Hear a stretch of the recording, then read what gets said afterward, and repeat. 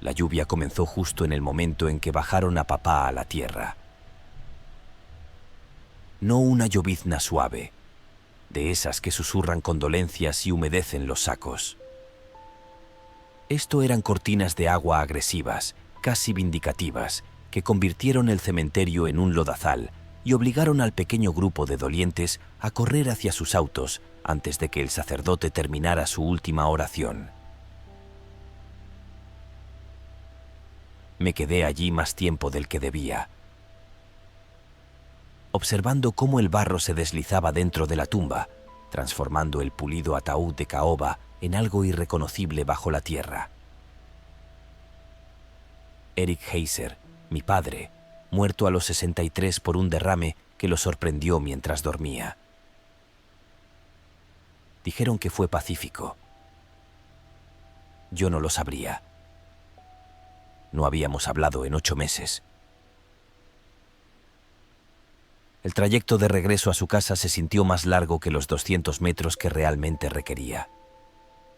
Los limpiaparabrisas de mi camioneta marcaban un ritmo contra el aguacero, un metrónomo contando los años de silencio entre nosotros. La radio crepitaba con advertencias meteorológicas llenas de estática que ni me molesté en escuchar. ¿Qué importaba? Lo peor ya había pasado. Su casa estaba al final de un camino de grava, a las afueras de Lancaster, Pensilvania. Una colonial de 2 pisos que había conocido décadas mejores. La pintura blanca se desprendía del revestimiento en largas tiras y el porche se hundía en el centro, donde la podredumbre se había instalado hacía años. Una vez me ofrecía arreglarlo, cuando todavía hablábamos.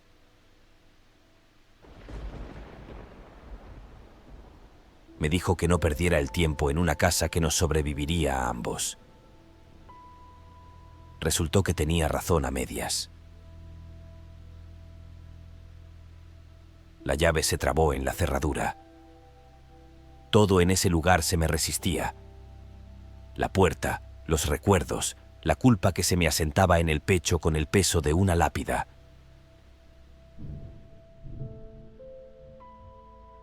Dentro, el aire olía a polvo y café viejo, con un trasfondo medicinal que no supe identificar.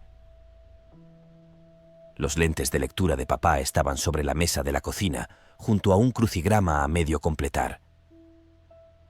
La lapicera descansaba en el margen. Había estado trabajando en eso la noche en que murió. No pude mirarlo. El abogado había sido claro. La casa, la camioneta en el garaje y cualquier efecto personal que quedara eran míos. Tu padre no dejó deudas, había dicho, como si eso se suponía que fuera reconfortante. Eres libre de tomarte tu tiempo para revisar sus cosas. Tiempo. Lo único que papá y yo habíamos agotado. Me moví por las habitaciones como un extraño, sin tocar nada. La sala de estar estaba congelada en 1987. Paneles de madera, un sofá floral que olía tenuemente a cigarrillos, aunque papá había dejado de fumar antes de que yo naciera, y un viejo televisor Zenith con un VCR incorporado en la parte inferior. La pantalla estaba cubierta de polvo. No recordaba la última vez que lo vi ver algo. Arriba, la puerta de su dormitorio estaba abierta. La cama estaba hecha con precisión militar, las esquinas bien ajustadas. Papá había estado en el ejército, 2 giras en Vietnam de las que nunca hablaba. Lo que fuera que hubiera visto allí, lo había enterrado muy profundo, junto con todo lo demás que sentía. En eso nos parecíamos, al menos, ambos expertos en el silencio. El acceso al ático estaba en el techo del pasillo. Una escalera plegable que había subido incontables veces de niño, buscando regalos de Navidad. Los resortes gimieron cuando la bajé, liberando una lluvia de polvo que me hizo toser. Los escalones de madera crujieron bajo mi peso, protestando por años de desuso. El ático era exactamente como lo recordaba. Tenue, estrecho, lleno de cajas etiquetadas con la letra prolija de papá. Impuestos 1992 a 1995. Papeles de baja del ejército 95. Cosas de Julius del ejército. El nombre de mi madre me detuvo en seco. Murió cuando yo tenía 7 años. Cáncer de mama que la consumió en 6 meses. Después de eso, solo quedamos papá y yo. 2 personas que no sabían cómo hablar del vacío que ella había dejado. La lluvia golpeaba con más fuerza el techo, tan cerca que podía sentir la vibración a través de las tablas del piso. Un trueno retumbó en la distancia, profundo y ominoso. Estuve a punto de darme vuelta, a punto de bajar por esa escalera y dejar este lugar y todo lo que había en él atrás. Entonces vi la caja. Estaba separada de las demás, empujada contra la pared del fondo, debajo de la pequeña ventana circular que daba al patio trasero. Sin etiqueta, solo cartón crudo. Las solapas superiores se superponían. Había algo deliberado en ella, colocada más que guardada. Me arrodillé a su lado, con las rodillas protestando contra la madera dura, y la abrí. Cintas VHS. 5 de ellas dispuestas en una fila cuidadosa. Cada una tenía una etiqueta blanca en el lomo, escrita a mano con marcador negro. La letra de papá, pero más desprolija de lo habitual, como si hubiera tenido prisa o miedo. Las saqué una por una, leyendo las etiquetas con la débil luz que entraba por la ventana. Impacto de meteorito. La primera cinta estaba envuelta con una banda elástica que se había deteriorado, dejando un residuo pegajoso en el plástico. La dejé a un lado y tomé la segunda. Carnaval de las Almas. La etiqueta de esta estaba escrita con marcador rojo en lugar de negro. ¿Por qué rojo? Mis dedos dejaron marcas en el polvo que cubría la caja. Brote fúngico. Esta cinta se sentía más pesada que las otras, aunque probablemente fuera mi imaginación. La etiqueta tenía pequeñas manchas de agua en los bordes, como si papá la hubiera sostenido con las manos mojadas. Invierno nuclear. Una grieta recorría el lomo de esta caja, partiendo la etiqueta. Podía ver la cinta negra en el interior a través de la fractura. Luego tomé la quinta cinta y se me cortó la respiración. La etiqueta había sido tachada, no con cuidado, sino con violencia.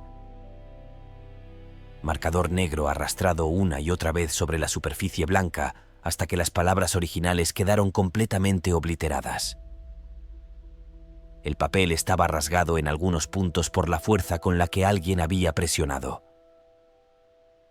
Quienquiera que lo hubiera hecho, papá, asumí, había querido que esas palabras desaparecieran, que fueran borradas tan a fondo que no quedara ni un indicio del texto original. Me temblaban las manos cuando la di vuelta.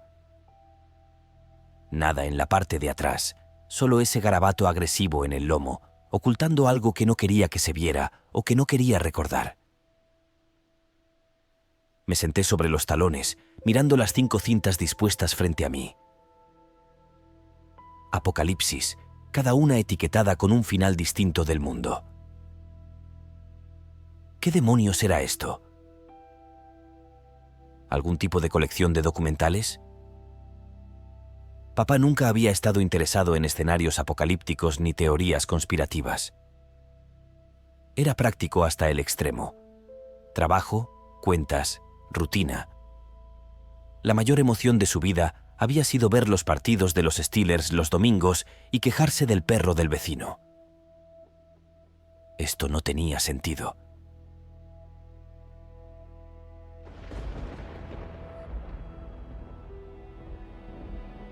Un relámpago destelló afuera, lo suficientemente brillante como para proyectar sombras en el ático. En esa breve iluminación, vi algo más dentro de la caja. Una hoja de papel doblada una vez, escondida debajo de donde habían estado las cintas. La agarré antes de que regresara la oscuridad. La nota estaba escrita en el mismo tipo de papel que las etiquetas. La letra de papá, más clara aquí, más controlada. Sean, si estás leyendo esto, ya no estoy. Lamento cómo fueron las cosas entre nosotros. Lamento muchas cosas, pero sobre todo lamento esto. Mira las cintas. Todas. Incluso la última. Especialmente la última. Hay más en la caja cuando lo necesites. Debajo de la tabla del piso, justo donde estás arrodillado. Te quiero, hijo. Siempre te quise. Papá. Se me cerró la garganta. El papel se arrugó un poco en mi mano mientras lo leía otra vez, y luego una tercera, intentando extraer significado de esas palabras escasas. ¿Perdón por qué? ¿Por qué estas cintas? ¿Qué podía haber en ellas que justificara este tipo de montaje dramático? ¿Y qué quiso decir con «cuando lo necesites»?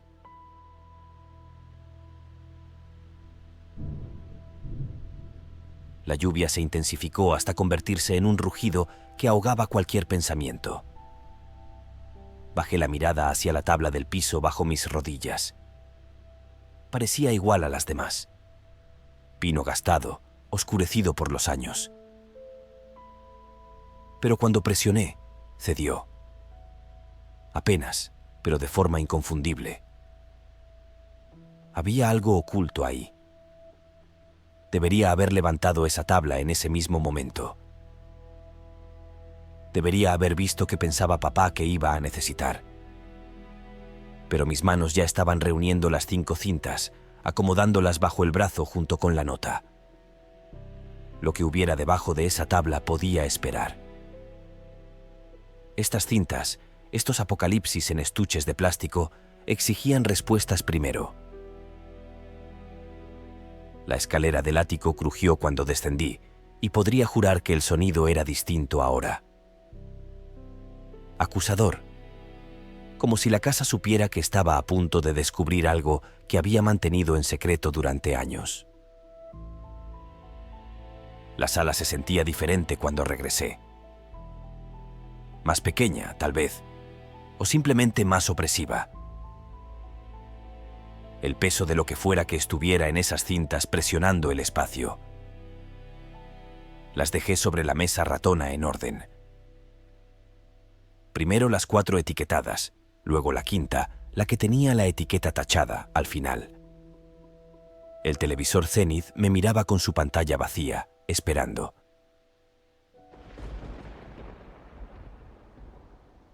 Afuera, la tormenta había evolucionado en algo bíblico. El viento sacudía las ventanas en sus marcos. Una rama se partió en algún lugar del patio trasero con un sonido parecido a un disparo. Las luces parpadearon una vez, 2, pero por ahora se mantuvieron encendidas. Tomé la primera cinta. Impacto de meteorito. El estuche de plástico estaba alisado por el uso, como si papá lo hubiera sostenido incontables veces. La banda elástica había dejado una hendidura en la superficie. ¿La había visto? Se había sentado en esta misma sala, en esa misma silla floral donde yo estaba ahora, y había visto lo que fuera que estuviera grabado aquí. ¿Y por qué? Las preguntas se acumulaban más rápido de lo que podía procesarlas. ¿Por qué mi padre, un hombre que nunca hablaba de sentimientos, que enterraba todo bajo capas de rutina y silencio? ¿Por qué me dejaría videos del fin del mundo? ¿Qué se suponía que debía aprender de ellos? ¿Qué se suponía que debía hacer? Mira las cintas, Todas. La nota pesaba en mi bolsillo.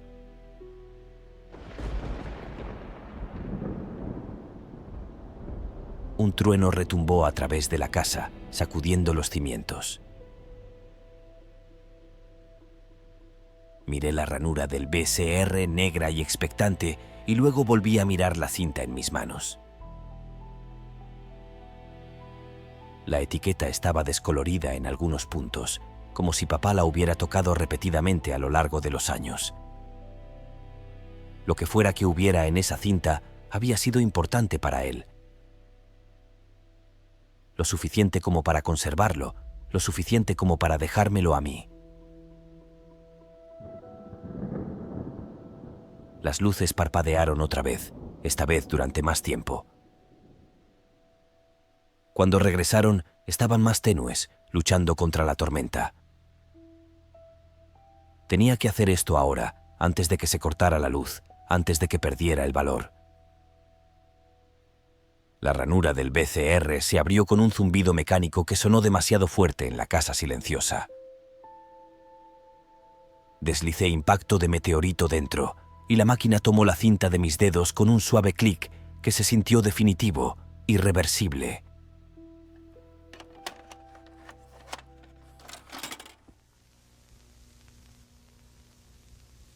La pantalla del televisor estalló en estática, ruido blanco y nieve en blanco y negro que me lastimó los ojos. El sonido era áspero, agresivo, llenando la habitación con un chillido electrónico.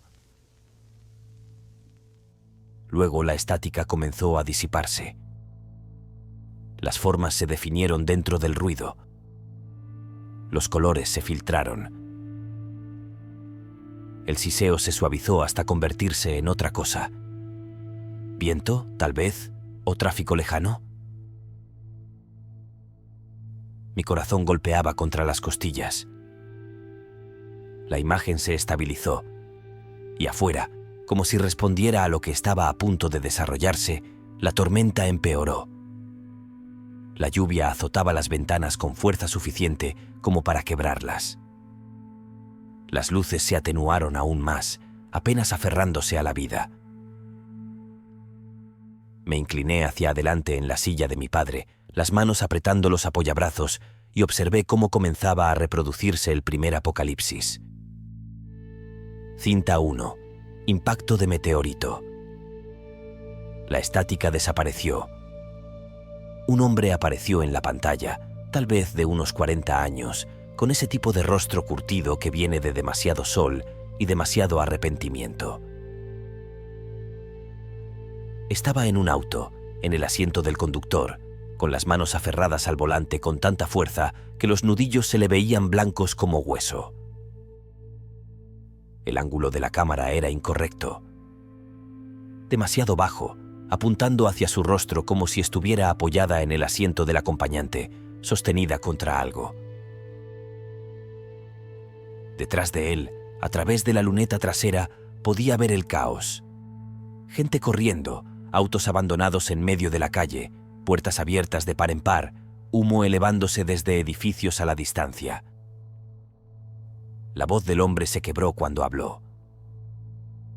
Ha estado en las noticias desde hace 6 horas. Dicen que va a impactar en algún lugar sobre el Atlántico. Pero la onda expansiva... Tragó saliva. Dicen que la onda expansiva va a llegar a todas partes. 24 horas. Eso es todo lo que nos queda. Rió. Pero no era un sonido que contuviera humor alguno. Era la risa de alguien cuyo mundo ya había terminado, incluso antes de que llegara el meteorito. 24 horas, y pasé 22 meses negándome a llamarla. 22 meses siendo demasiado orgulloso, demasiado terco, demasiado parecido a mi viejo como para levantar el teléfono y decir: lo siento. Entonces su voz se quebró por completo. Se apartó de la cámara, los hombros sacudiéndose. Cuando volvió a mirar, tenía los ojos enrojecidos. Ni siquiera sé si me va a recibir después de lo que dije.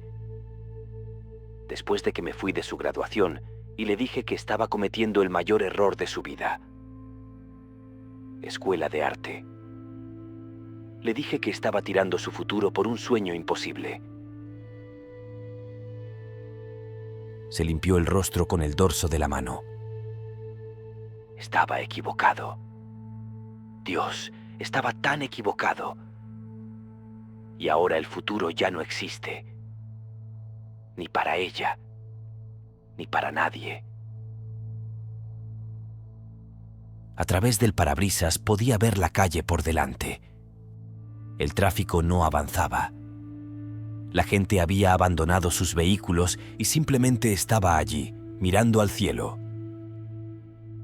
Algunos estaban con sus teléfonos. Otros lloraban. Un hombre gritaba al cielo con los puños en alto. El conductor miró a la cámara. Estoy grabando esto porque no sé. Tal vez alguien lo encuentre. Tal vez dentro de 1.000.000 de años algo salga del océano, evolucione y encuentre esta cinta y se pregunte qué éramos, qué sentíamos en estas últimas horas. Puso el auto en reversa, subió al cordón y empezó a conducir por la vereda. La gente se dispersó. Alguien golpeó el capó cuando pasó, pero no se detuvo. Tengo que encontrarla. Tengo que encontrar a Tammy. Aunque sea solo por 10 minutos, aunque me diga que me vaya al infierno, necesito que sepa que lo siento, que la amo, que siempre la amé, incluso cuando fui demasiado estúpido para demostrarlo. La cámara rebotaba mientras esquivaba un carrito de supermercado volcado. De fondo, las sirenas aullaban. El sonido era constante ahora, superpuesto, una sinfonía de emergencia que nunca se resolvería. Está en su departamento, 23 en Harrison. Lo sé porque he pasado en auto por ahí. 4 veces en los últimos 6 meses. Nunca me detuve. Nunca entré. Acabo de pasar en auto, tratando de verla a través de las ventanas. Su voz volvió a quebrarse. ¿Qué clase de padre hace eso? ¿Qué clase de padre siente tanta vergüenza que no puede tocar la puerta de su propia hija? El cielo en la pantalla había cambiado. Incluso a través de la calidad degradada del VHS podía notarlo. Ya no era azul, sino de un púrpura grisáceo enfermizo, como un moretón expandiéndose sobre el mundo. Y ahí, cortando las nubes como una espada en llamas, estaba una estela de fuego. El meteorito ya visible a plena luz del día, ya en camino. «Oh, Dios», susurró el hombre. «Oh, Dios, es real. De verdad está pasando». Su respiración llenó los parlantes, áspera y desesperada. El auto aceleró. Pasó un semáforo en rojo. Casi atropelló a una mujer que empujaba un cochecito. Ella le gritó, pero su voz se perdió en el caos. La cámara mostró destellos del fin del mundo en cámara lenta. Una iglesia con todas las puertas abiertas de par en par. Gente entrando en masa. Un supermercado con las ventanas destrozadas. Saqueadores llevándose todo lo que podían agarrar. No comida, curiosamente, sino electrónicos, joyas, cosas que no valdrían nada en 12 horas. Una pareja joven sentada en un banco del parque, tomados de la mano, completamente inmóviles. «Estoy a 10 minutos», dijo el hombre. «Solo a 10 minutos. Por favor, Dios, dame solo 10 minutos con ella. Eso es todo lo que pido». 10 minutos para decir que lo siento. La cinta parpadeó. La estática cubrió la pantalla. Cuando se disipó, claramente había pasado tiempo. El auto estaba estacionado ahora, la puerta del conductor abierta. La cámara había sido levantada y estaba en movimiento. La imagen rebotaba con cada paso de carrera. ¡Tammy! La voz del hombre estaba ronca de tanto gritar. ¡Tammy! La cámara mostró una calle residencial, casas modestas con patios pequeños, algunas con cercos de alambre. Varias ventanas estaban rotas. Una casa estaba en llamas, pero nadie intentaba apagar el fuego. ¿Para qué? La gente estaba de pie en las entradas de las casas, en los patios, en los porches. Todos mirando hacia arriba. Algunos solos, otros aferrados unos a otros. Vi a una pareja de ancianos sentados en reposeras, con las manos entrelazadas, los rostros tranquilos, aceptando. Tammy, por favor. La cámara se movió de forma errática y entonces la encontró. Estaba de pie en una entrada para autos, junto a un Honda viejo y golpeado, con una calcomanía que decía Save the Whales. Tal vez tenía 18, tal vez 20 años. El cabello oscuro recogido en un rodete desprolijo llevaba un overol manchado de pintura. Las lágrimas trazaban surcos sobre lo que parecían manchas de carbón en su rostro. Había estado trabajando, creando, hasta el final. Se dio vuelta al oír su nombre. Su expresión pasó por sorpresa, ira, incredulidad. Emociones parpadeando demasiado rápido como para asimilarlas. El hombre detrás de la cámara redujo la velocidad, se detuvo a unos 3 metros, como si tuviera miedo de acercarse, miedo de que ella huyera. «Papá». Su voz era pequeña, quebrada. «Tammy, yo...» Ella lo interrumpió. Las palabras le salieron planas. «Te fuiste. Te levantaste y te fuiste de mi graduación. Dijiste que estaba desperdiciando mi vida. Dijiste que no querías verme fracasar. Lo sé. No llamaste, ni una sola vez, ni en mi cumpleaños, ni en Navidad, ni cuando gané la beca, ni cuando mi trabajo entró en la galería. Nada. Lo sé, repitió él, y su voz apenas se sostenía. Tammy, lo sé. Y lo siento. Lo siento tanto. Tanto. Ella miró al cielo. La estela del meteorito era más ancha ahora, más brillante.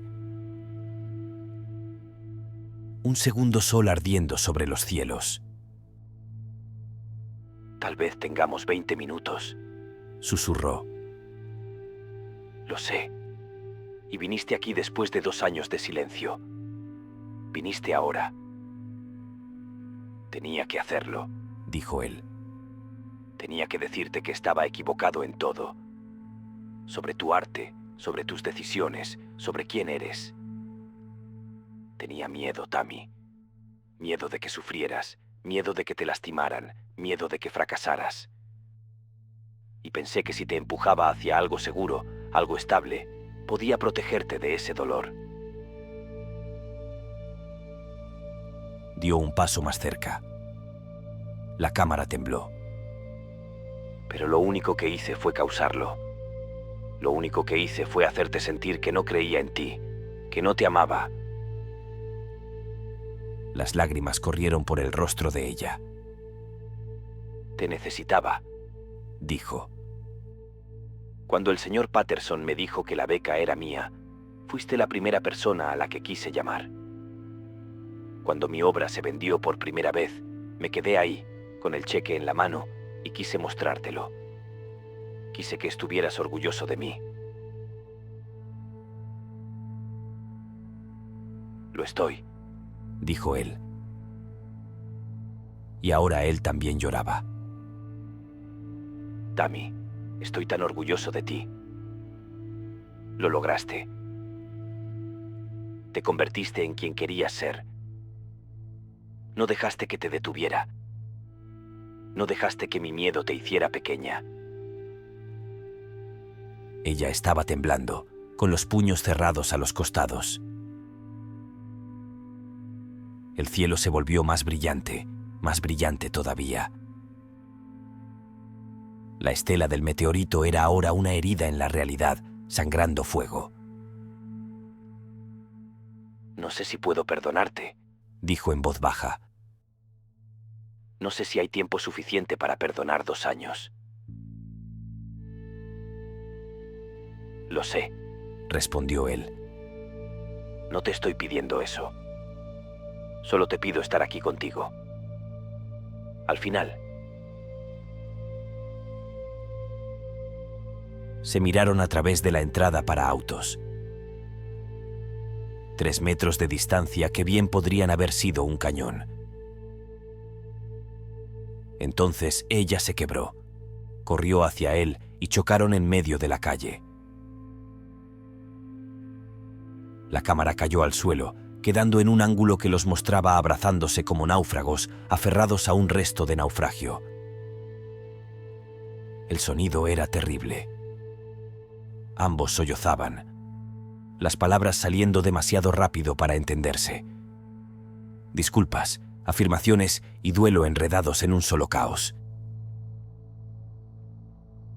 Lo siento, decía él una y otra vez. Tammy, lo siento tanto. Lo siento. Te extrañé, dijo ella. Dios, papá, te extrañé muchísimo. Te amo. Te amo. Estoy orgulloso de ti. Se arrodillaron en la calle, sin soltarse. A su alrededor, otras personas se habían reunido. Vecinos que se conocían desde hacía años o desconocidos atraídos por la emoción cruda. Formaron un círculo laxo, todos mirando al cielo. La luz se volvió insoportable. El meteorito ya no era una estela. Era un muro de fuego llenando el horizonte, convirtiendo el mundo en un negativo fotográfico. Blanco sobre negro, luz y sombra. Nada intermedio. La autoexposición de la cámara luchaba por ajustarse. La imagen parpadeaba, intentando compensar. A través de la distorsión, podía ver al padre y a la hija de perfil. Aún arrodillados, aún abrazados. El rostro de ella enterrado en su hombro. La mano de él sosteniendo la parte de atrás de su cabeza, como se sostiene a un bebé. El sonido cambió. Un rugido que crecía desde la nada hasta ocuparlo todo. El alarido de un objeto atravesando la atmósfera a una velocidad imposible. Vibraba a través del micrófono de la cámara, distorsionándose hasta convertirse en ruido puro. Alguien en el círculo estaba rezando.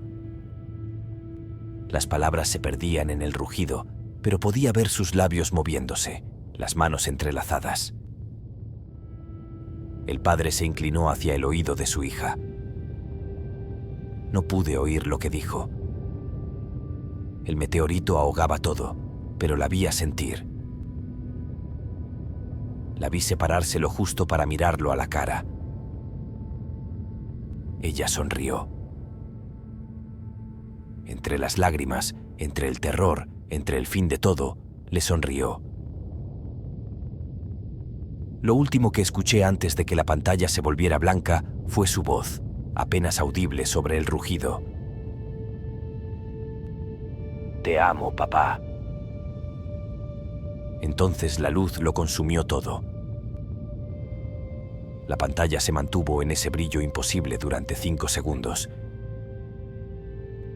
10, 15, y luego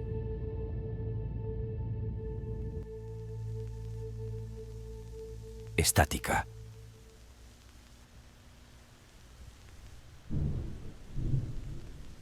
Me quedé inmóvil en la silla de mi padre, mirando el ruido blanco en la pantalla.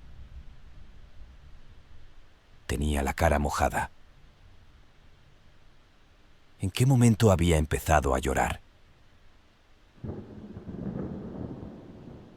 Afuera la tormenta seguía rugiendo. La lluvia golpeaba las ventanas. El trueno retumbaba a través de las paredes. Miré las cintas restantes sobre la mesa ratona. 3 más. 3 apocalipsis más. Y la quinta, la de la etiqueta tachada. Expulsé impacto de meteorito con las manos temblorosas. El clic mecánico sonó obscenamente normal.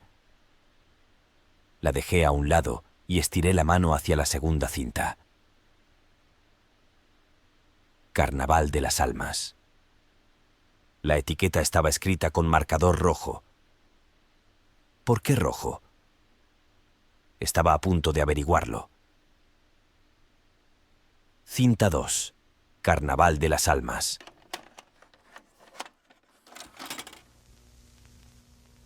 La estática era distinta esta vez. Más oscura, más densa. Y debajo del ruido blanco podría jurar que se oía algo más. Algo que sonaba como gritos, pero no del todo humanos. La imagen se resolvió en una grabación temblorosa, cámara en mano. Noche, una esquina de calle en algún lugar urbano.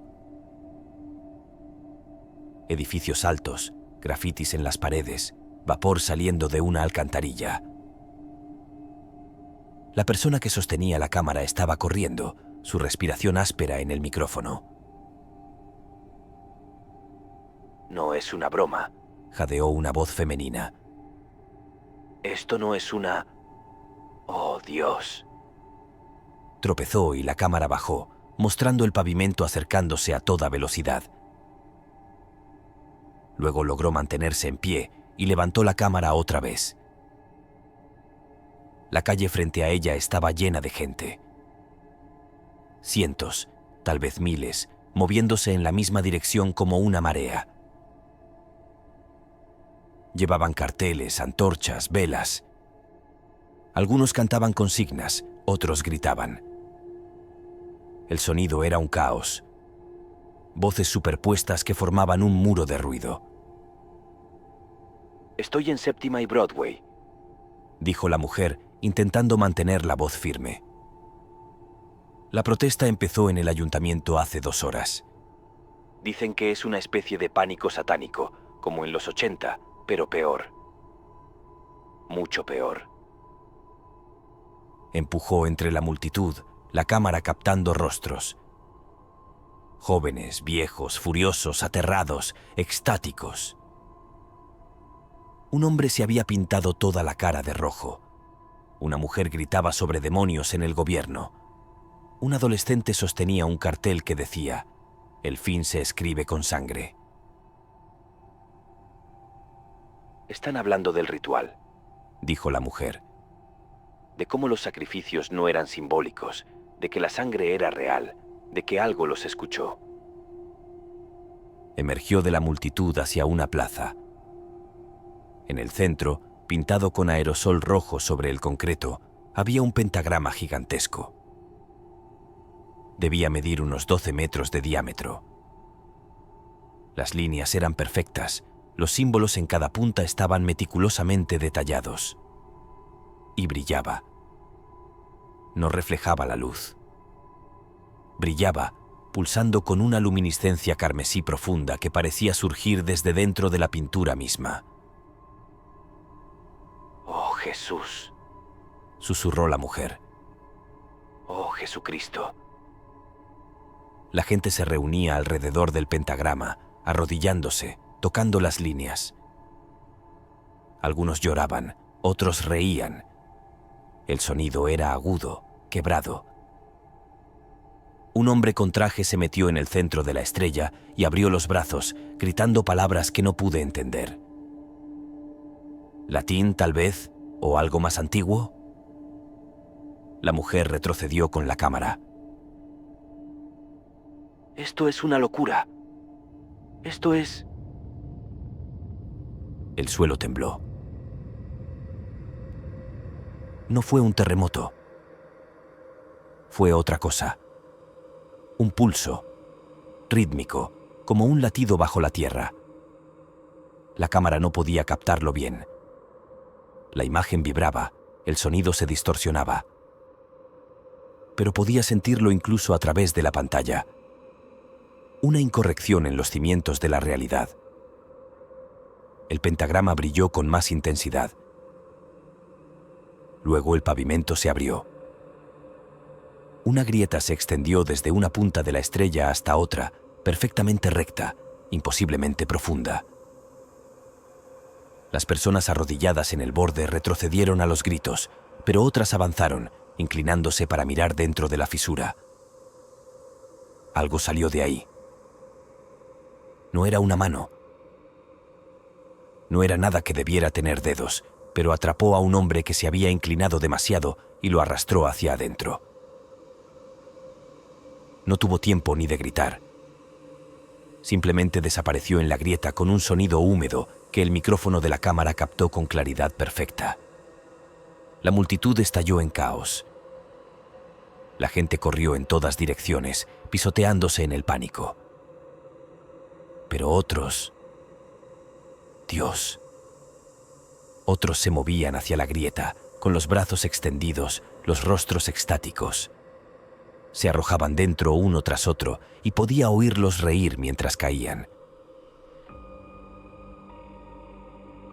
Se abrieron más fisuras. Toda la plaza se quebró como vidrio, líneas luminosas expandiéndose desde el pentagrama. Los edificios se sacudieron, las ventanas estallaron, lloviendo vidrio sobre la multitud que huía. La mujer corrió. La cámara rebotaba sin control, mostrando fragmentos. Un niño gritando por su madre. Un anciano desplomado en el suelo, agarrándose el pecho. Un grupo de personas acurrucadas en una puerta, rezando. Se está extendiendo por todos lados, jadeó la mujer. Hay informes de Chicago, Atlanta, Los Ángeles. Todos. Pentagramas y sangre. Giró en una esquina y se detuvo. La calle frente a ella estaba bloqueada. No por escombros, sino por cuerpos. Decenas, tal vez cientos, tendidos en el asfalto. Pero no estaban muertos. Convulsionaban, las espaldas arqueadas, las extremidades retorciéndose en ángulos antinaturales. Tenían la boca abierta gritando. Pero el sonido que salía no era humano. Estaba superpuesto, múltiples voces hablando al mismo tiempo, palabras en idiomas que dolían al escucharlos. Mientras miraba, uno de ellos dejó de convulsionar, quedó inmóvil y luego se sentó. Su cabeza giró hacia la cámara con un movimiento demasiado suave, demasiado preciso. Sus ojos eran completamente negros. No las pupilas. Todo. Como si alguien hubiera llenado las cuencas con tinta. Sonrió. Luego se puso de pie y corrió hacia la cámara a una velocidad que no debería haber sido posible. La mujer gritó y huyó. El video se convirtió en un borrón de movimiento. Callejones, escaleras de incendio, destellos del cielo, que ahora era del color de la sangre vieja. El sonido de la persecución resonaba desde todas direcciones. Esas cosas, esos caídos, están en todas partes. Sollozó la mujer.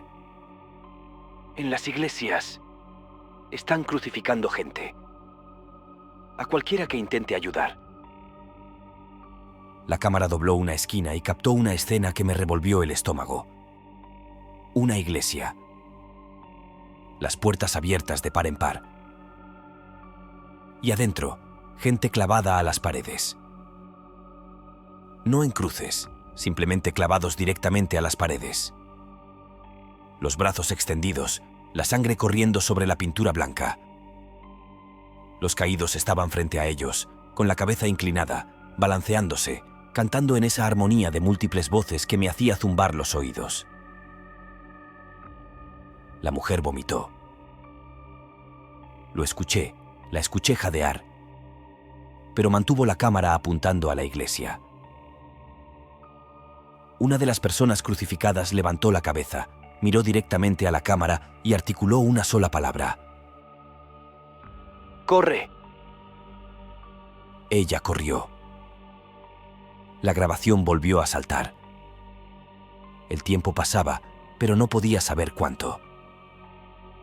El cielo estaba más oscuro ahora, ese rojo sanguíneo profundizándose en algo peor, algo que parecía el interior de una herida.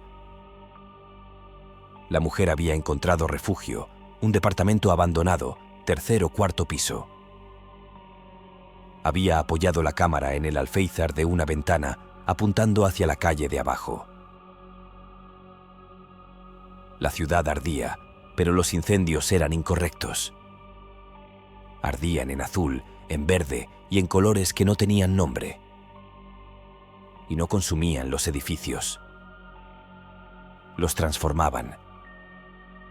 Las paredes se retorcían en nuevas formas. El vidrio se derretía y se reformaba en espirales. La arquitectura misma se estaba volviendo alienígena. Han pasado 6 horas, dijo la mujer. Su voz estaba vacía ahora. ¿Shock, tal vez? ¿O aceptación? Las noticias dejaron de transmitir hace 3 horas. Lo último que dijeron fue que está pasando en todas partes, en cada ciudad importante. Los pentagramas aparecieron simultáneamente, como si estuviera coordinado, planeado. Rió. Un sonido roto. ¿Pero cómo planeas algo así? ¿Cómo coordinas el fin del mundo?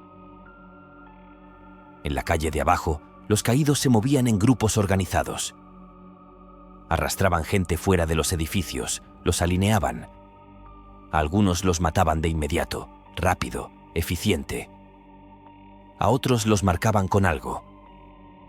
No podía ver qué, pero esas personas marcadas se levantaban y se unían a los caídos. Se convertían en ellos. Están construyendo algo, susurró la mujer. En la plaza donde estaba el pentagrama, están construyendo algo con los cuerpos. No quería ver, no quería saber, pero la cámara seguía grabando. La imagen saltó. Día 2. La mujer se veía peor. Ojos hundidos. Había arrancado tiras de su camisa para vendar cortes en sus brazos. Un ojo estaba hinchado y cerrado. El agua dejó de salir esta mañana, dijo de forma mecánica. No hay electricidad, no hay teléfonos. Estoy usando un generador a manivela para la cámara. No sé por qué sigo grabando. Supongo que es la costumbre.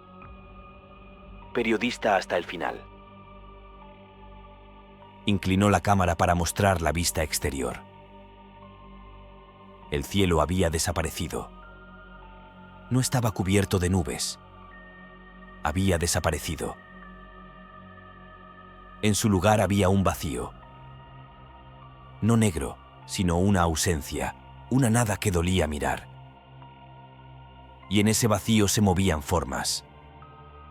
Formas gigantescas. Imposiblemente distantes y, sin embargo, lo suficientemente cerca como para verlas. Cosas con demasiadas extremidades. Cosas con geometrías que me hacían lagrimear los ojos. Atravesaron. Dijo la mujer en voz baja. Anoche. En la plaza. Terminaron lo que fuera que estaban construyendo y algo pasó al otro lado. Algo grande. Caminó hacia el océano. Giró la cámara hacia sí misma. El lado derecho de su rostro estaba marcado ahora. Símbolos tallados en su piel, aún sangrando. Me encontraron, dijo. pero no me mataron. Me marcaron. Dijeron que tenía que ver, que tenía que ser testigo para saber lo que viene.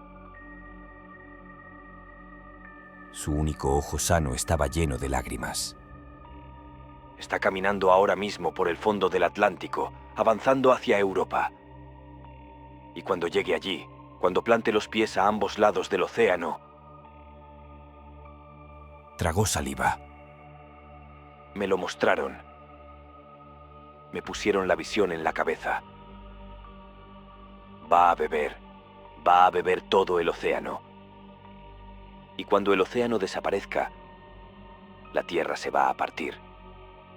Nos vamos a partir en dos. Entonces la estática cubrió la pantalla. Cuando se disipó, la cámara estaba otra vez afuera. La mujer corría por calles que parecían una pintura medieval del infierno. Los edificios habían completado su transformación. Ya no eran arquitectura, sino cosas orgánicas, cosas que respiraban. Paredes que palpitaban con venas llenas de un fluido negro. Los caídos estaban por todas partes. Miles de ellos. Decenas de miles. Todos moviéndose en la misma dirección, todos avanzando hacia el este, rumbo al océano. La mujer los siguió. No sé por qué. Tal vez las marcas en su rostro la obligaban. Tal vez simplemente necesitaba ver. La grabación estaba fragmentada ahora. La batería de la cámara se estaba agotando. Escenas separadas por minutos u horas de estática. Pero los fragmentos contaban la historia. Día 3.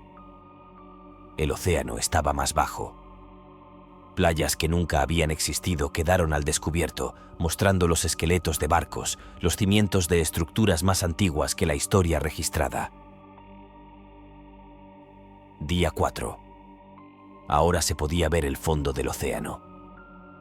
Una vasta planicie fangosa que se extendía hasta el horizonte. Cosas estaban saliendo de las trincheras profundas. Cosas antiguas. Cosas que habían esperado en la oscuridad durante millones de años. Día 5. La mujer llegó a la costa. La cámara mostró a la criatura. No puedo describirla. Mi cerebro no me permite retener la imagen completa, pero recuerdo fragmentos, extremidades que se ramificaban en patrones fractales. Un cuerpo que estaba allí y no estaba al mismo tiempo. Una cabeza que era solo boca, abriéndose lo suficiente como para tragarse el cielo. Estaba bebiendo el Atlántico, literalmente. El océano se volcaba en su boca en un torrente, una cascada de proporciones bíblicas, y su garganta brillaba con bioluminiscencia mientras tragaba. La mujer estaba de pie sobre el fondo oceánico expuesto, con el barro cubriéndole los tobillos, filmando. Día 6. Susurró. Casi termina. La criatura dio un trago más. Luego se detuvo, alzó la cabeza, miró los continentes a cada lado y dio un paso. Un pie sobre la placa norteamericana, el otro sobre la placa euroasiática. El suelo bajo los pies de la mujer onduló y luego se quebró. La última imagen fue la tierra abriéndose. Un abismo de kilómetros de ancho, devorándolo todo. El barro, el fondo oceánico expuesto, las cosas que reptaban desde las profundidades, y a la mujer con la cámara. Ella no gritó. Simplemente siguió filmando mientras caía en la grieta. La cámara captó un vistazo de lo que había dentro de la Tierra. No magma, algo vivo. Algo que había estado esperando. Luego, estática.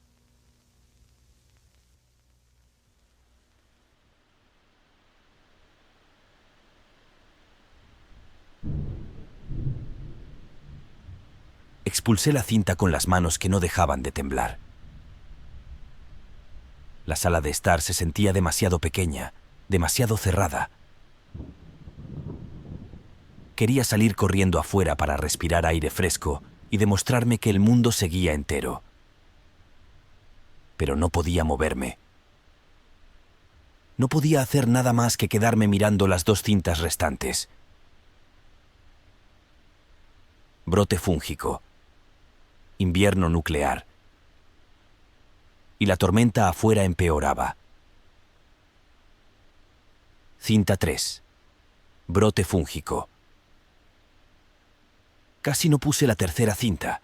Mis manos flotaban sobre la videocasetera, temblando, mientras mi cerebro me gritaba que me detuviera, que tirara las cintas, que abandonara esta casa y no volviera jamás. Pero la nota de papá seguía en mi bolsillo. Mira las cintas. Todas. Deslicé brote fúngico dentro del aparato.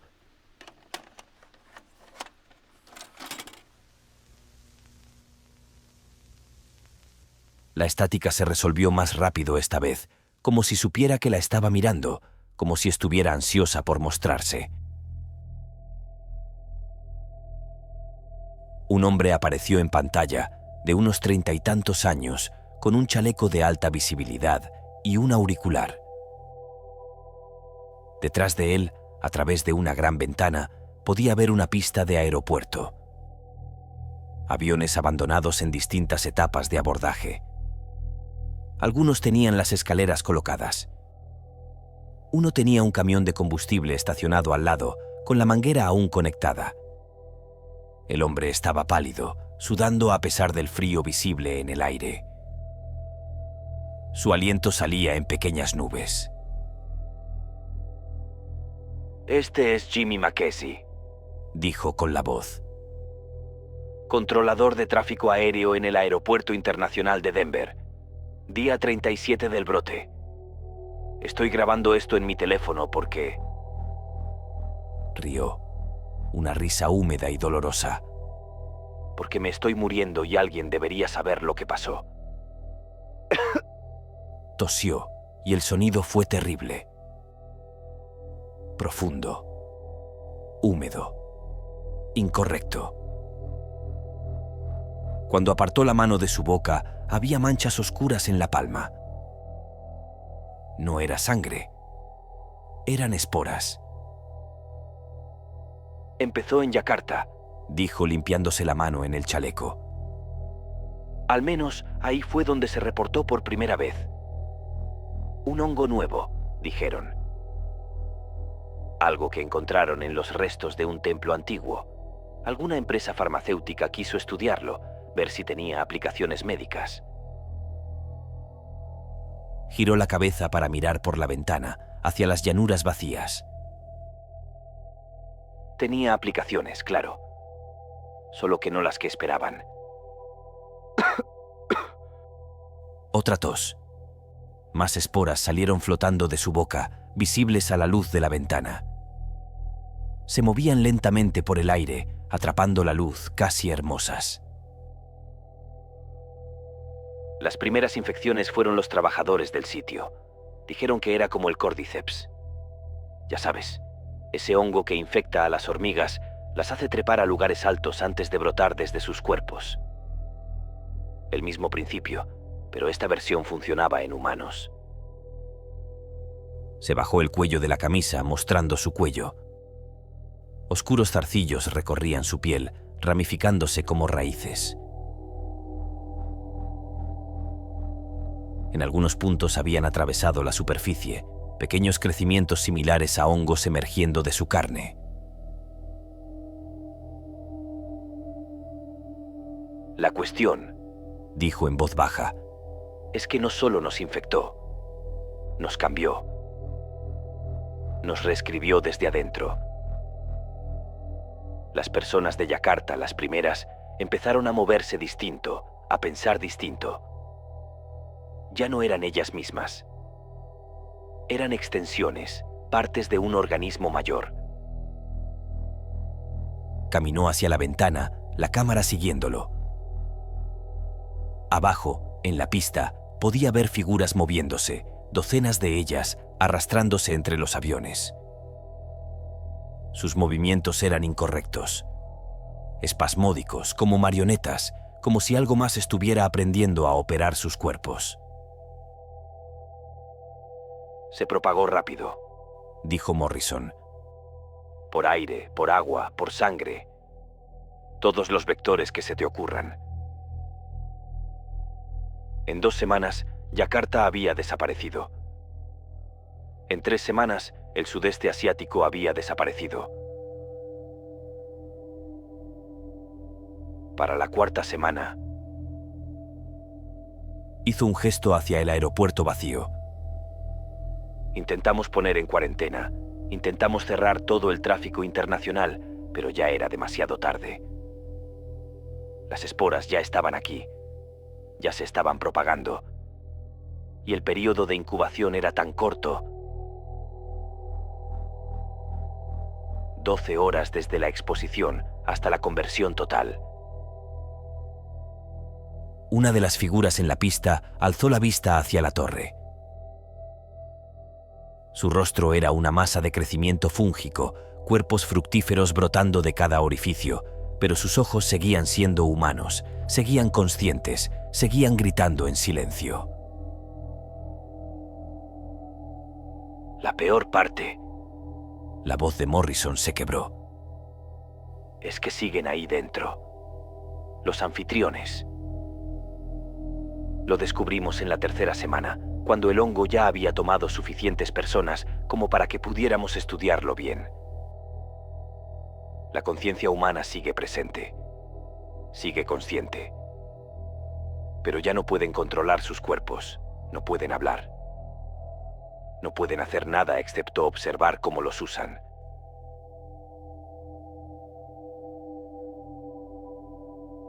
Volvió a mirar a la cámara. Me infecté el día 23. Esporas en el sistema de ventilación. Lo sentí de inmediato, este ardor en los pulmones. Intenté tomar los antivirales que habíamos estado acumulando, pero no funcionaron. Nada funcionó. El hongo se adaptaba demasiado rápido. Se sentó en la silla detrás de él y pude ver cuánto le costó el esfuerzo. Sus movimientos se estaban volviendo menos fluidos, más mecánicos.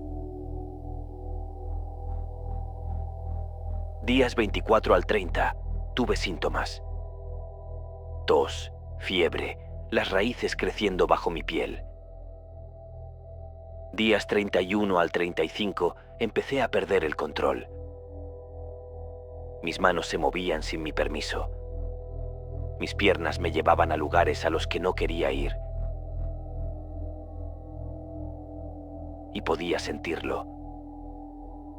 Sentir al hongo aprendiendo mi sistema nervioso, aprendiendo a conducirme. Otra tos. Esta vez, cuando apartó la mano, había sangre mezclada con las esporas. Día 36. Ayer desperté y no podía moverme en absoluto. Paralizado. El hongo tenía el control total. Me llevó caminando hasta la pista, me hizo pararme con los otros. Estuvimos allí durante horas, todos nosotros, mientras el hongo nos preparaba para la siguiente fase. Sus ojos se llenaron de lágrimas.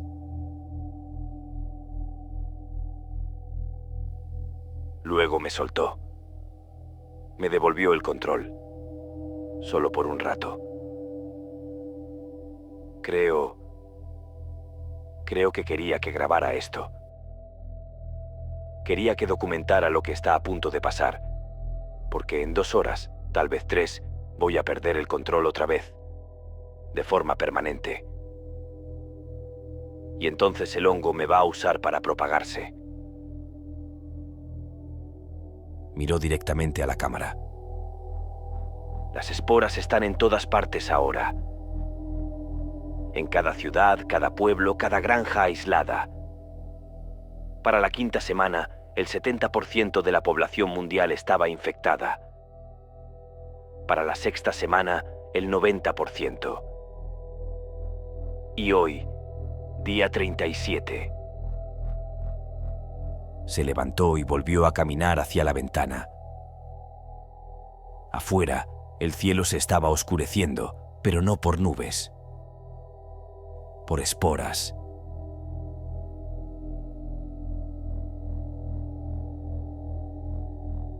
Miles de millones. Billones. Bloqueando el sol. Caían como nieve, cubriéndolo todo, transformando el mundo en un jardín para el hongo. Hoy, Susurró Morrison. comienza la floración.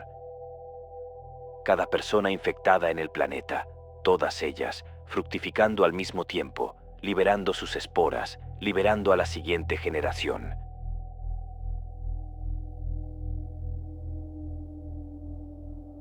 Y cuando esta nube se asiente, cuando cubra la Tierra, Su voz se quebró. no quedará nada. Ni animales, ni plantas, nada. Solo el hongo. Solo un organismo masivo cubriendo el planeta, usando nuestros cuerpos como su sistema de raíces. Se volvió hacia la cámara por última vez. Si estás viendo esto, si de alguna manera sobreviviste, si estás en un búnker sellado, o en un submarino, o en una estación espacial, o donde sea, no regreses. Nunca regreses. Su cuerpo se tensó. Sus ojos se abrieron de terror mientras sus manos se movían sin su permiso, alcanzando la cámara. No, Susurró. no, por favor. Todavía no.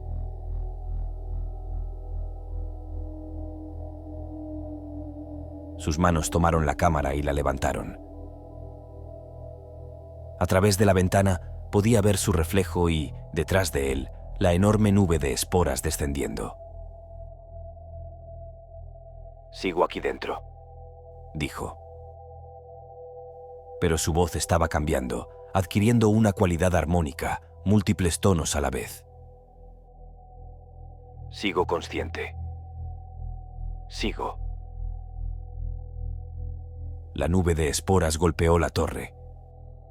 La cámara no mostró nada más que blanco por un momento. Luego la imagen se aclaró y pude ver el rostro de Morrison a centímetros del lente. Pero ya no era Morrison. El hongo había irrumpido desde su piel, cubriéndole el rostro con una red de crecimiento. Sus ojos seguían siendo humanos, seguían horrorizados, pero su boca se movía en patrones que formaban palabras en idiomas que nunca habían existido.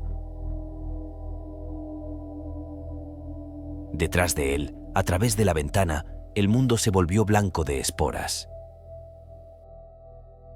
Lo último que vi antes de que la cinta terminara fueron los ojos de Morrison, aún conscientes, aún gritando, aún atrapados mientras el hongo usaba su cuerpo para propagarse. Luego, estática.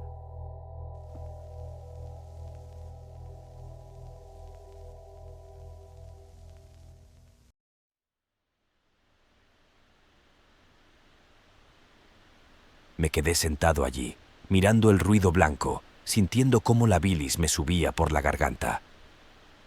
La piel me hormigueaba. Cada respiración se sentía contaminada, como si las esporas ya estuvieran en mis pulmones, ya propagándose. Me levanté y caminé de un lado a otro hasta la ventana.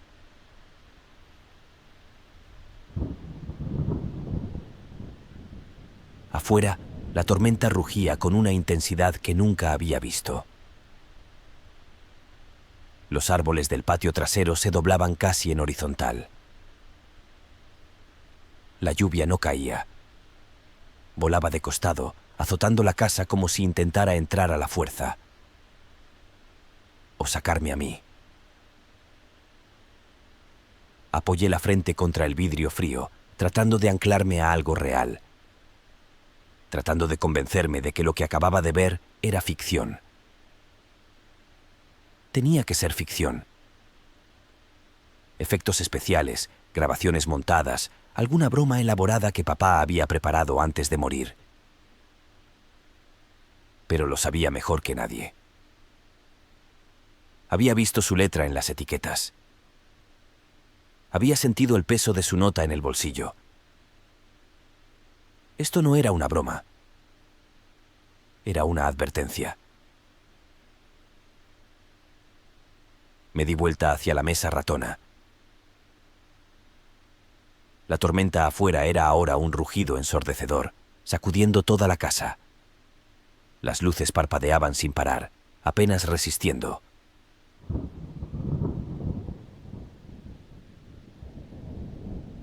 Quedaba una cinta antes de la final. Invierno nuclear. Pensé en detenerme. Pensé en tomar las cintas restantes, arrojarlas a la chimenea y marcharme. Papá ya no estaba. Lo que quisiera que supiera, el mensaje que intentaba enviarme, tal vez era mejor dejarlo desconocido. Pero incluso mientras lo pensaba, mis manos ya se movían, expulsando brote fúngico, alcanzando la cuarta cinta. Porque, en el fondo, necesitaba saber.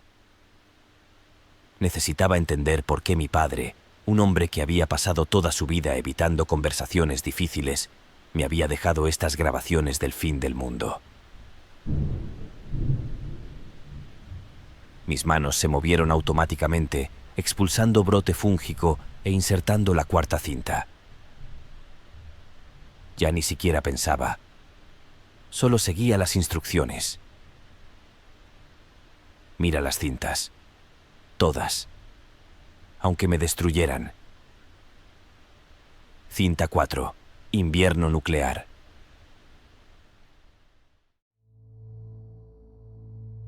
La imagen que apareció estaba degradada, de peor calidad que las otras. Tal vez grabaciones más antiguas o dañadas por la radiación. Un joven, que no podía tener más de 22 años, estaba sentado en lo que parecía una trinchera. Barro y sacos de arena lo rodeaban. De fondo, se oía fuego de artillería, constante y rítmico. Alguien gritaba en un idioma que no reconocí. Cabo Artie Bloom, dijo el hombre, con una voz plana por el agotamiento. Segundo Batallón, Quinta Infantería de Marina. En algún lugar de lo que solía ser Polonia. Día 3652 de la guerra. 10 años. 10 años de esto. Parecía mucho mayor que 22. Sus ojos eran antiguos. Ya no recuerdo por qué estamos peleando, continuó. No creo que nadie lo recuerde. Empezó porque... ¿recursos? ¿Territorio? ¿Alguna cuestión política? No importa. Cuando cayó la primera bomba nuclear, dejó de tratarse de cualquier otra cosa que no fuera sobrevivir. Sacó una cantimplora y bebió un largo trago. El agua era marrón.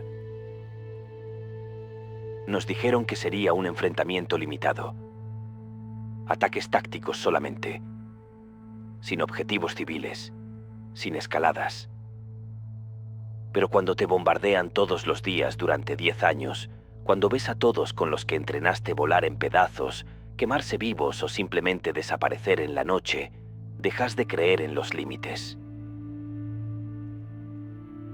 La artillería iluminó el cielo detrás de él. En el destello pude ver el paisaje, lleno de cráteres, estéril, sin nada vivo. Todos los árboles estaban muertos. Palos negros extendiéndose hacia un cielo gris. Llevamos 3 semanas en esta trinchera. No podemos avanzar. No podemos retroceder. El enemigo está a unos 200 metros en esa dirección, señaló. Y están en la misma situación. Nos disparamos cuando tenemos munición. El resto del tiempo, solo esperamos. Otro soldado apareció en cuadro. Más joven, el rostro cubierto de barro y sangre. Le dijo algo a Bloom en español. Bloom negó con la cabeza. No hay contacto por radio con el mando desde hace 5 días. Tradujo Bloom. Puede significar que la estación repetidora cayó o que no queda nadie para operarla. El otro soldado desapareció. Bloom se quedó mirando a la cámara durante un largo momento.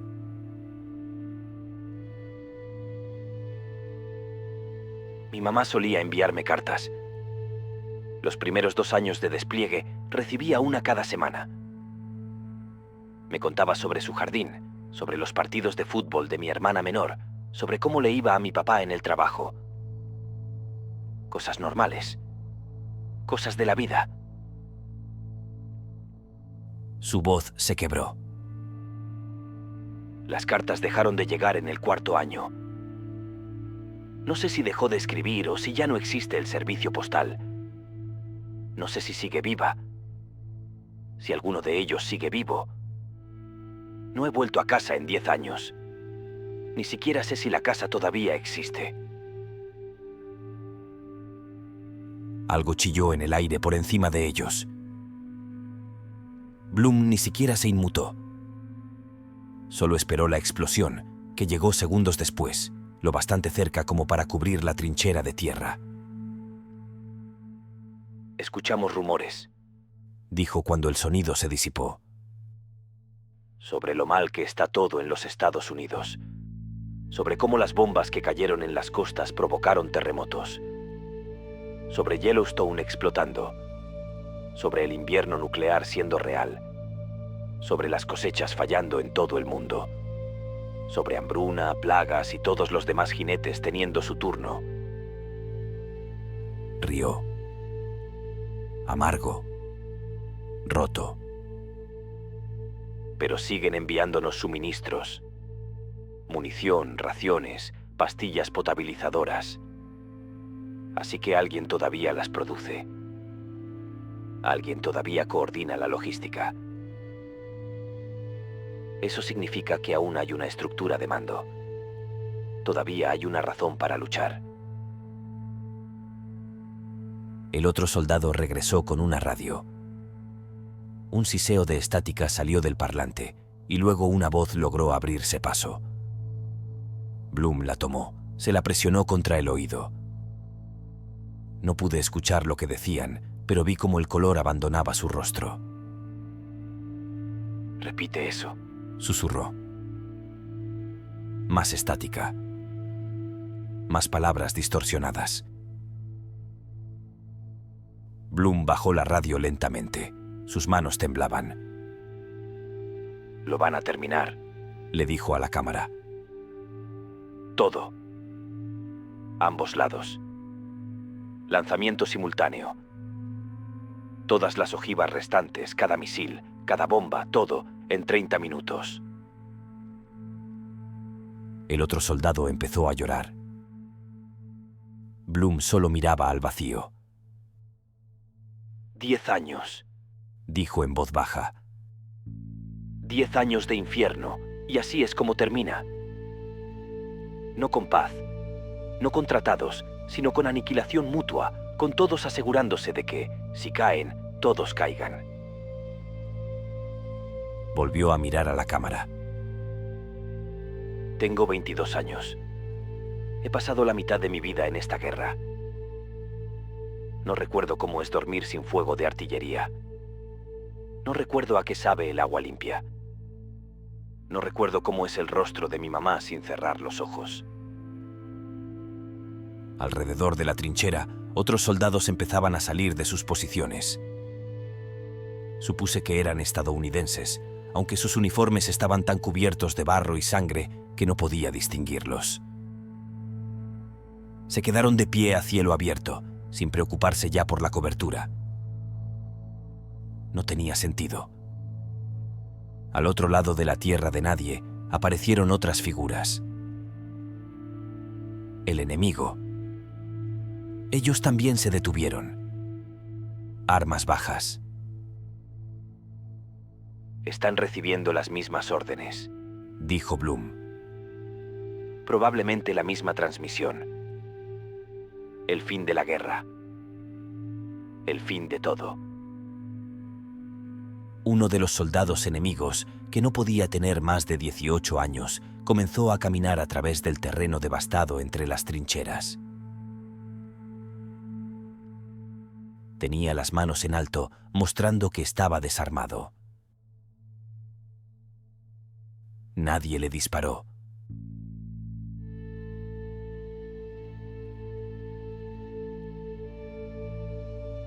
Llegó a la línea estadounidense y se detuvo, mirando los rostros jóvenes que lo rodeaban. Dijo algo en ruso. Ninguno de los estadounidenses entendió, pero no hacía falta. Uno por uno, los soldados de ambos bandos soltaron sus armas. Habían pasado 10 años intentando matarse entre sí.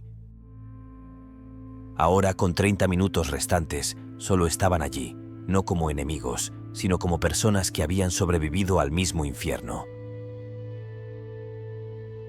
Bloom salió de la trinchera con la cámara en la mano.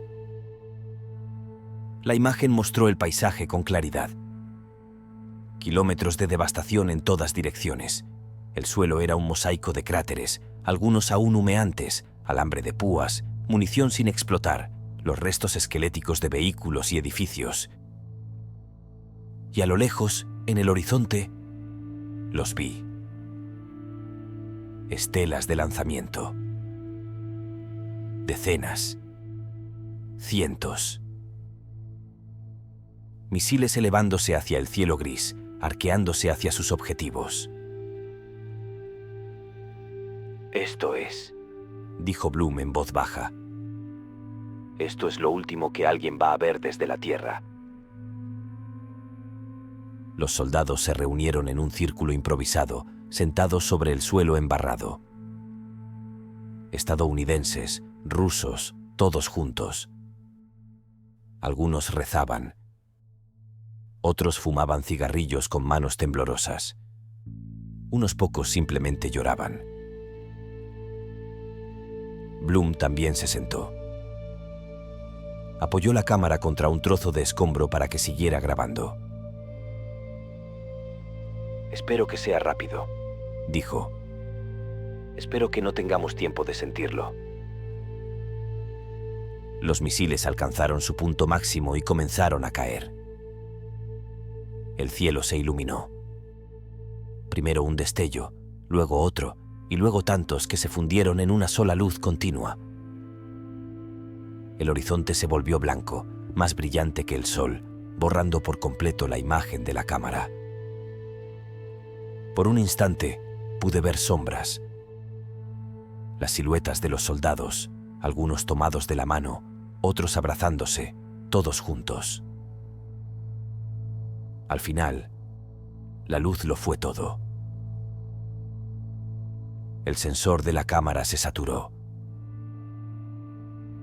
La imagen se convirtió en puro ruido blanco. Pero el micrófono siguió funcionando unos segundos más. Escuché el rugido de la onda expansiva acercándose. Escuché a alguien gritar. Escuché la voz de Bloom, apenas audible. Dile a mi mamá que yo... Estática. Me quedé sentado en la oscuridad del living de mi padre. La tormenta rugía afuera mientras miraba las 2 últimas cintas. 4 apocalipsis. 4 finales distintos del mundo. 4 maneras diferentes en que todo podía morir. Y la 5ª cinta, la que tenía la etiqueta tachada, la que debía ver al final, la que papá había dicho que era especialmente importante.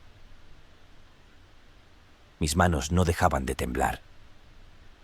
Había estado llorando durante las últimas 3 cintas y no sabía cuándo había empezado. No podía recordar el momento exacto en que comenzaron a caer las lágrimas. Las luces parpadearon otra vez. Esta vez se apagaron por completo. La única iluminación provenía de la estática en la pantalla del televisor y de los relámpagos que atravesaban las ventanas. En esos breves destellos de luz, podía ver la 5ª cinta sobre la mesa ratona, esperando.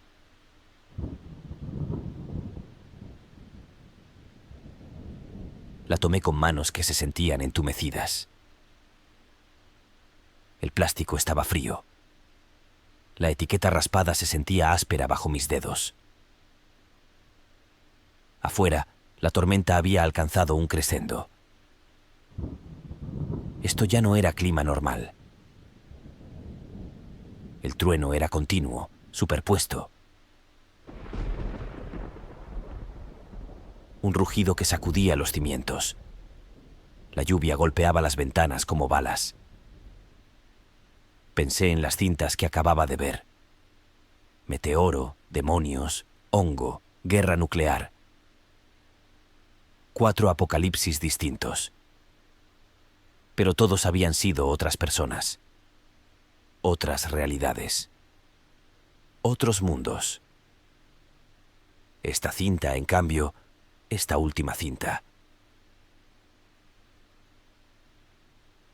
La nota de papá resonaba en mi mente, especialmente la última línea. Mis manos se movieron solas, expulsando invierno nuclear e insertando la 5ª cinta.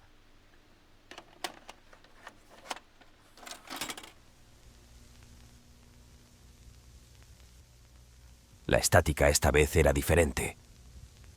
Se sentía consciente, como si me estuviera observando a través de la pantalla.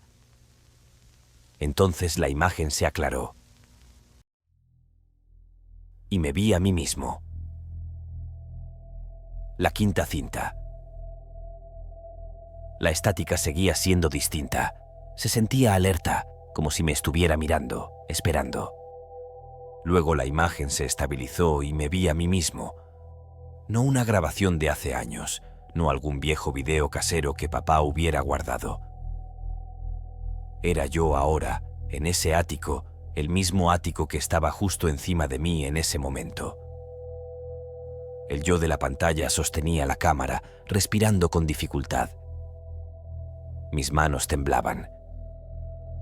Detrás de él, a través de la pequeña ventana circular, podía ver el cielo. Estaba mal.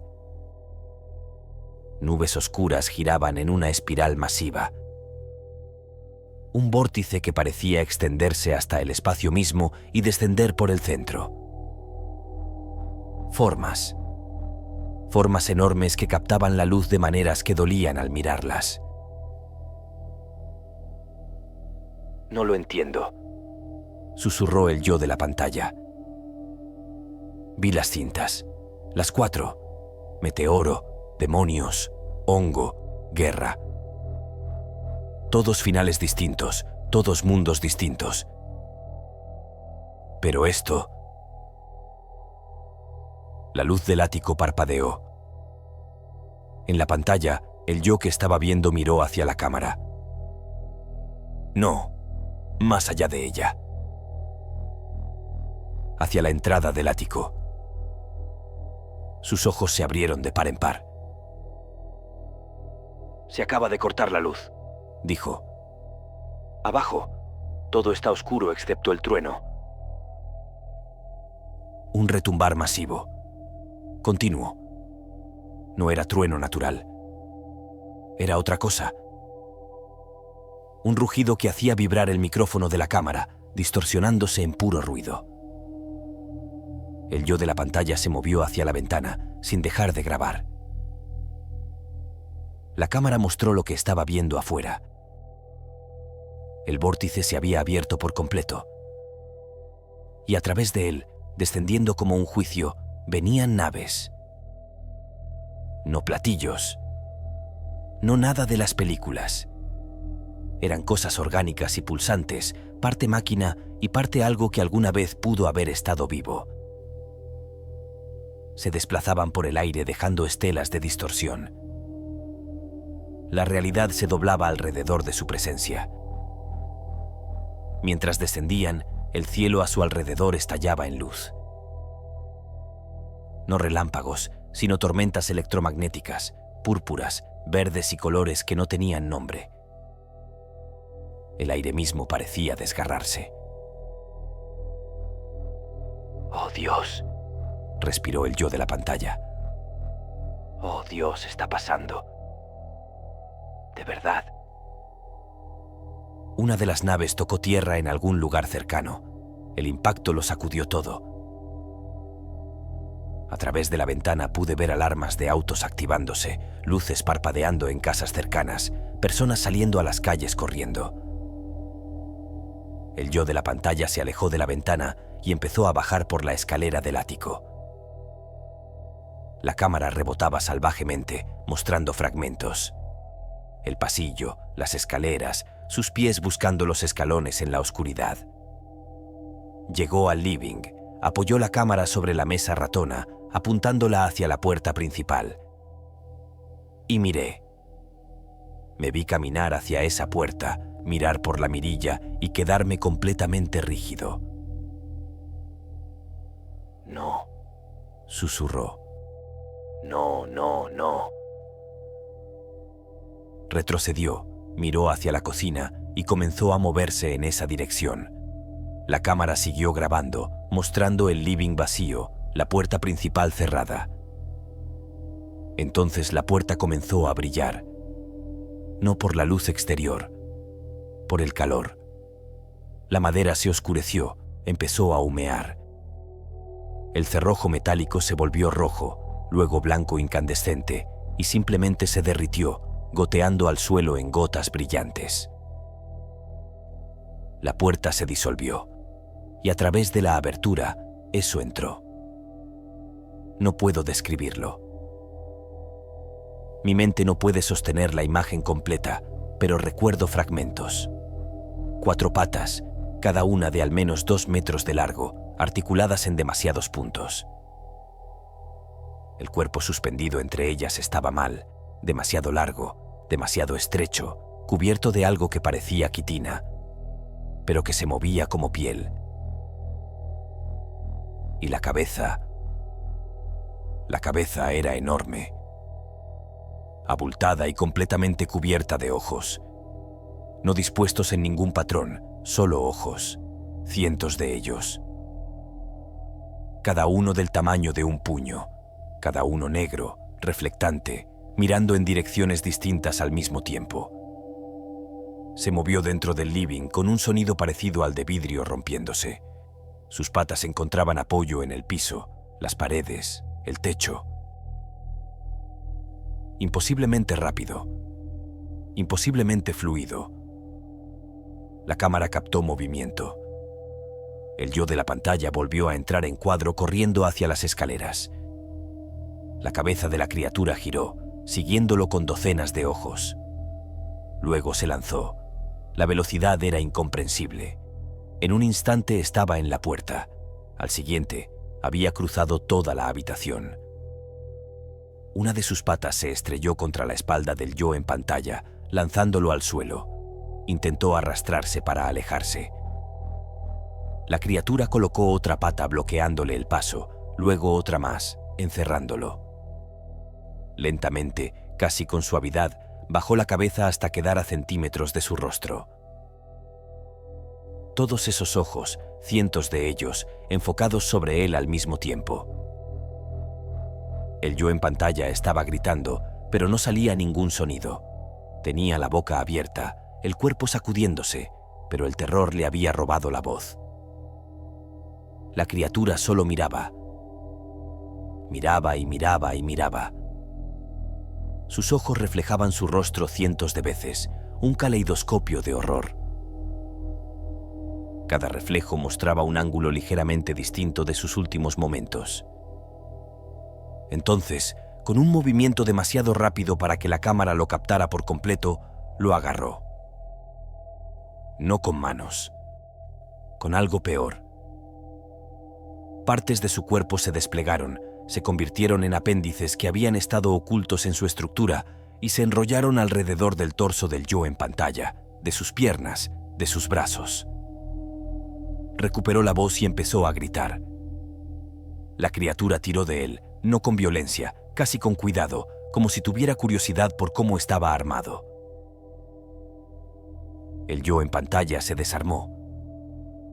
La cámara estaba lo suficientemente lejos como para que no viera los detalles, no viera exactamente qué ocurrió, pero lo escuché.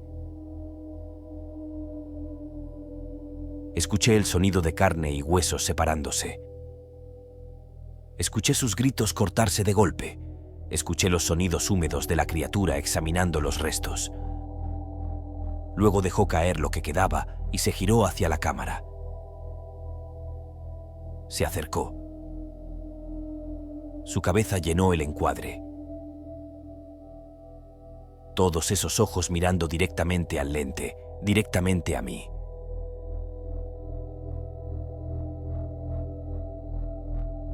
Una de sus patas se extendió y empujó la cámara. La imagen mostró el techo por un instante. Luego, estática.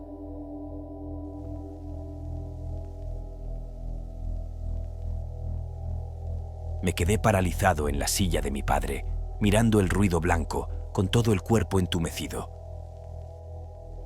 Acababa de verme morir. La estática continuó durante unos 30 segundos. Tal vez un minuto. No podía moverme. No podía pensar. No podía procesar lo que acababa de ver. Entonces la estática se aclaró otra vez. Y apareció mi padre.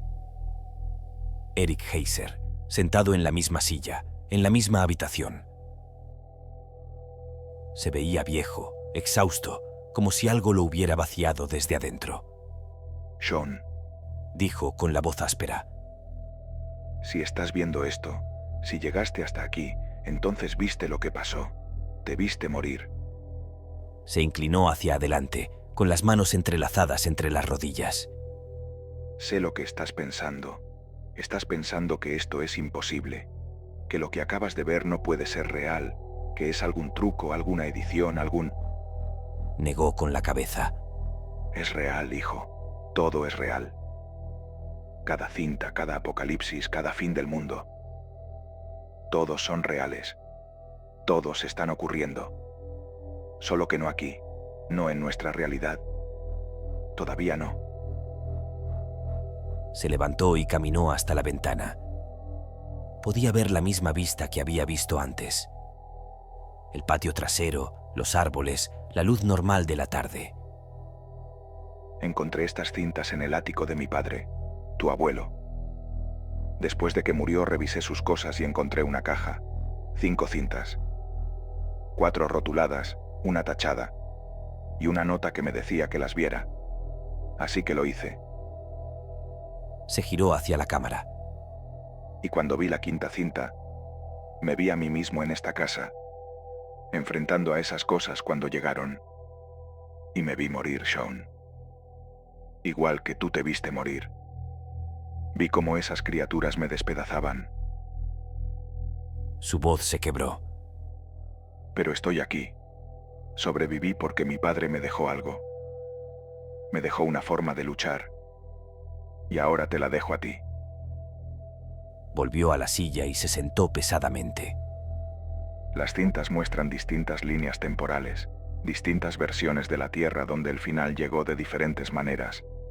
Meteoro, demonios, plaga, guerra. Pero la quinta cinta, la que tiene la etiqueta tachada, esa muestra nuestra línea temporal. Muestra lo que viene para nosotros, para nuestra familia. Miró directamente a la cámara, directamente a mí. No sé por qué somos nosotros. No sé por qué nuestra línea de sangre queda marcada para esto.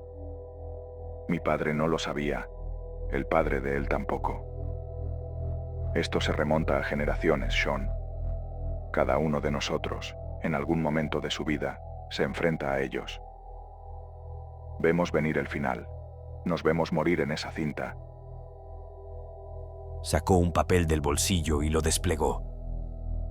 Pero no tenemos que morir como muestra la cinta. Mi padre lo descubrió. Me dejó un arma y unas instrucciones, un disparo justo entre los ojos. No cualquier ojo, el grupo principal, los que están en el centro de la cabeza de esa cosa. Si le das ahí, se detiene. No muere, pero se detiene. Se va. Dobló el papel otra vez y lo sostuvo frente a la cámara. Te dejo lo mismo. Debajo de la tabla del piso en el ático, justo donde encontraste las cintas, hay una caja. Adentro hay un revólver cargado y esta nota. Dejó el papel sobre la mesa ratona. Cuando vengan, y van a venir, Sean, probablemente esta noche, probablemente a las pocas horas de que termines de ver esta cinta, tomas el arma, esperas a la criatura, y cuando se acerque, cuando esté a punto de hacerte lo que viste en la cinta, le disparas justo entre los ojos. Se pasó la mano por el rostro. Perdón por no haberte dicho esto cuando estaba vivo. Perdón por no haberte advertido. Por no haberte preparado como corresponde. Pero ¿cómo le dices a tu hijo que va a verse morir? Que va a enfrentar el fin del mundo solo en la casa de su padre. Sus ojos se llenaron de lágrimas. Te amo, hijo. Siempre lo hice. Incluso cuando estuve distante, incluso cuando no supe demostrarlo, incluso cuando el peso de saber lo que venía me hizo alejarte. Estaba tratando de protegerte, de hacerlo más fácil. Se levantó una última vez y caminó hacia la cámara. Pero no hay un camino fácil. Solo está la verdad. Y la verdad es que vienen. Las naves, las criaturas, todo. Es real. Está pasando. Y tienes que estar listo. Extendió la mano hacia la cámara. Toma el arma, Sean. Ahora.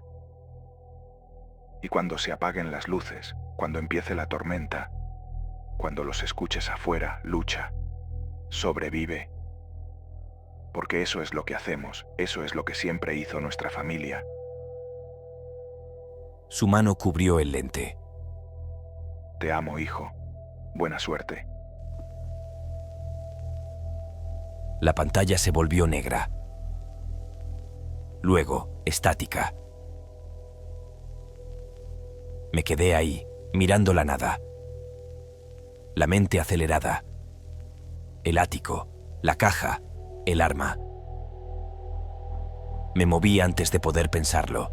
Subí las escaleras, bajé la escalera plegable, me metí en la oscuridad. La caja seguía ahí, con la tapa apenas abierta por donde la había movido antes. La agarré y la abrí por completo. Adentro había un revólver, viejo pero bien cuidado, aceitado, cargado. Y debajo, un papel. Lo desplegué con manos temblorosas. La letra de papá. Dispara justo entre los ojos. Te amo, hijo. Eso era todo. Agarré el arma y sentí su peso en la mano. Real. Sólida. fría. Empecé a bajar por la escalera. A mitad de camino las luces se apagaron, no solo en la casa, en todas partes. A través de las ventanas vi cómo todo el barrio quedaba a oscuras. Farolas, casas, todo. Y afuera, la tormenta. Pero esto no era lluvia. No era trueno. El cielo se estaba desgarrando. Llegué al living, me acerqué a la ventana y miré afuera. El vórtice se estaba formando. Nubes gigantes girando sobre mi cabeza, cada vez más rápido, creando una espiral que se extendía hacia el cielo nocturno. Y dentro de esa espiral, luces, patrones geométricos, naves. Estaban descendiendo. Las alarmas de los autos empezaron a sonar a lo largo de la calle. La gente salía de sus casas, mirando hacia arriba, señalando. Algunos corrían. Otros se quedaban quietos, paralizados por la imposibilidad de lo que estaban viendo. Una de las naves bajaba cerca. Muy cerca. Justo sobre mi calle. La tormenta electromagnética golpeó. Rayos púrpuras y verdes saltaron entre la nave y el suelo. Cada dispositivo electrónico en varias cuadras chisporroteó y murió. El aire olía a ozono y metal quemado.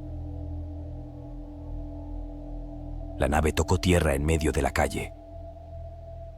Era enorme, orgánica, pulsante.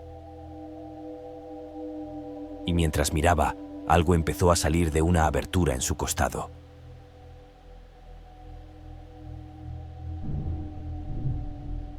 Cuatro patas, largas, articuladas, encontrando apoyo en el asfalto. Un cuerpo alargado y incorrecto. Una cabeza cubierta de ojos. Había llegado. Miré el arma en mi mano. Volví a mirar a la criatura, que ahora avanzaba hacia las casas, hacia mi casa. Justo entre los ojos. La puerta principal empezó a brillar. Afuera, alguien gritó. La tormenta rugía. El mundo se estaba acabando.